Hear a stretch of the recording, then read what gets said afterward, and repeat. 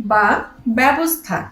এই দন্তস্বয়-থ যুক্ত বর্ণটি লেখার সময় দন্তস্ব এবং থ এর জয়েন্টটা খুব ইম্পর্টেন্ট। দেখুন কত স্মুথলি লেখা যায়। শুরুতে আমরা একটি মিডিয়াম সাইজের মাত্রা দিয়ে নেব। এরপর এখান থেকে ঠিক ঘরের অর্ধেকের একটু উপর থেকে হালকা ঢেউ করে উপরে মাত্রার সাথে লাগিয়ে নেব। এখান থেকে গোল করে আমরা আরেকটি মাত্রার সাথে লাগিয়ে নেব। এখান থেকে আমরা একে টাচ করে সুন্দর একটি হ বর্ণ লিখে নিব।